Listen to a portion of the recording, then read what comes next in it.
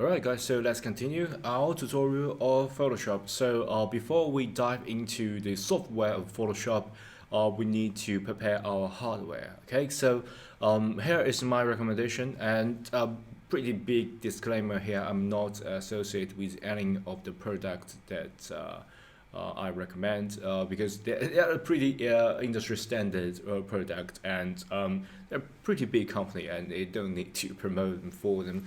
Okay, so this is just my personal favorite, just my personal opinion. You can choose whatever product that you like, but I think this product is pretty helpful if you just start your journey of using Photoshop to create digital art. Okay, so yeah, let's get started. So first, I think the most important thing is you need a computer. Okay, so the computer can be a tablet or a desktop or laptop. Okay, so my personal favorite, let me just bring you guys here. Okay, so my personal favorite tablet, and yeah, my recommendation is use the Apple's iPad or maybe MacBook Pro or MacBook, just MacBook.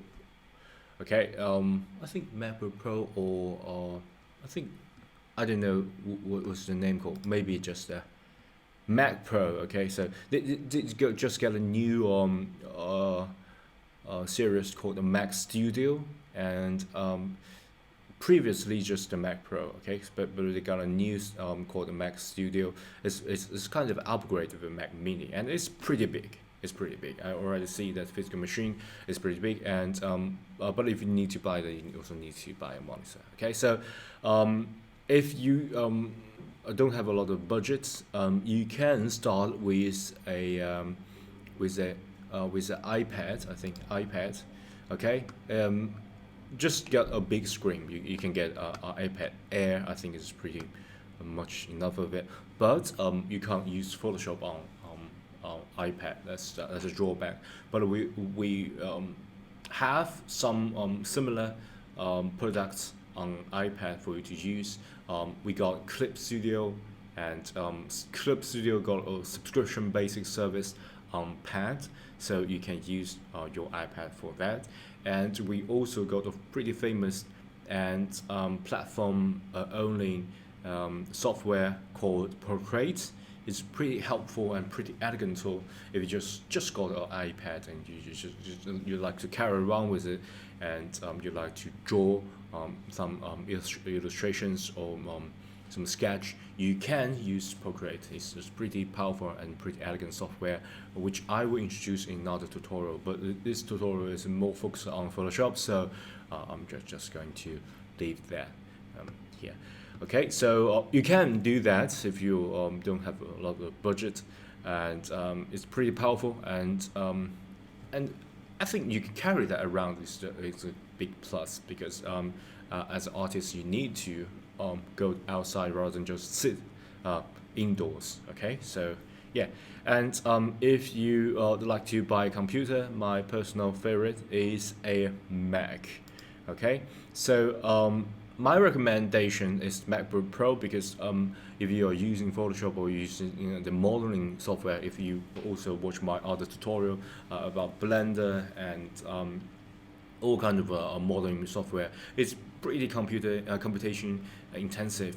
So you need to your computer have a pretty high standard specification in order to do that. And even though you are using Photoshop, if you add a lot of layer and you add a lot of transformations, and it's computationally intensive, and your computer may get pretty bit slow if you don't have a pretty high spec computer. So now some students don't have a lot of a budget. You can choose MacBook Air. It kind of can cover, I think, 50 or 60% of the usage pretty smoothly. You can do that, but if you want to throughout your career, throughout your creating process, maybe 3 years on, and don't have any slowness of your drawing process, my recommendation is to use MacBook Pro. Okay, you don't need to buy the biggest version of it. You can get certain inches version, I think is pretty good because it can have the computational power, but also it can carry around with it. And as I said earlier, you need to carry that, move that to outside, and that's alone is not enough because you need a digital pen and as well as a tablet to do that. So you not only have to buy a computer, but also need to buy a tablet for you to draw. Okay, so let me bring you guys the kind of the industry standard tablet Wacom. Okay, so yeah, and Wacom is kind of a industry standard tablet that they need to buy in order to draw on it, and they have a lot of product line, and if you're just new to this, you can just buy this pen tablet series. Okay, so this is just a tablet that you can plug in there. I think it's USB port and plug another to your computer, and you can draw on this tablet, and at the computer you could just show your drawing on a so-called digital paper, and you are drawing that using a digital pen. Okay, so this is more like the intro version of the tablet, and if you have more on your budget, you can use the display pen display, and that display tablet will give you more direct feedback because it's like a combination of the screen as well as a tablet. You just draw on the screen, and it just show up just under your pen. We got a line here, and you can just get immediate feedback rather than using the pen tablet, because that will yeah, kind of spend you a little bit time for you to accustom yourself to that kind of, because you are drawing on a black tablet, and your eye are looking at the computer screen, computer monitor, so you don't know where is your pen. But I think maybe 1 or 2 days you will get accustomed to that. But if you can't get accustomed to that, you need to get immediate visual feedback.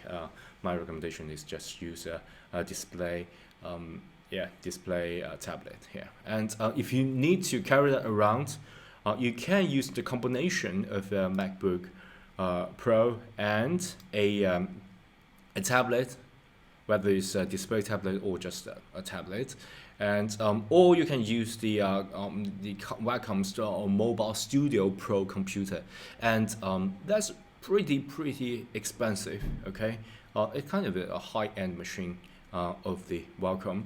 I do bought one of it to carry around, but I seldom use it because the computational power on the Mobile Studio Pro is not too high, and if you would like to do some sculpting or pretty complex painting, you will know that there is the lag for your pen. So this is just my personal, and I bought that a few years ago. So they might just upgrade their product. So it's just my personal experience, and it's pretty expensive. So if you have a lot of budget, you can buy it. But my recommendation is that you leave all this computation to the computer, and you bought just a tablet for you to draw on, and you can buy a pretty small tablet, so you can carry it around, and you don't have to spend a lot of money on it. And just the most important thing is to get started with things, okay, rather than just spend a lot of time choosing, but just buy some product that is affordable to you, and you can get started. Okay, and if you don't want to buy the Apple's products, you can buy any of the computer, because the Photoshop is cross-platform app that you can install on not only on Mac but also on Windows machine as well. And if you buy a Windows machine, the more time you should spend on is researching the monitor. Okay, so the monitor, I think one of the most important thing about digital art creating process is that you need to see the color of the work that you create. Okay, and you need to adjust that. You need to pick up the color that you need to add that to your digital painting. So the monitor is pretty important, and the reason I love Apple's products is that they got a pretty good screen, and it's just pretty good for lazy people like me. Just buy their product and they just pick up the bright screen for you, and it can't be wrong. And but if you buy Windows products, my suggestion is you just look at their specification, and look at one specific specification. Is called color depth. Okay, so the color depth essentially is like a bit depth. Okay, so let me just bring you the Wikipedia's definition of it, so you can get a rough idea of what it means. So the color depth means that you can have a lot of color on single units. So if you got a 1-bit color, just 1 bit, so 1 bit is just 0 or 1, like a switch. Okay, so it's like 2 square, or 2 1. 2 raised to the power of 1. Okay, this is 1 bit. So if it's 2 bits, so 2 to the power of 2.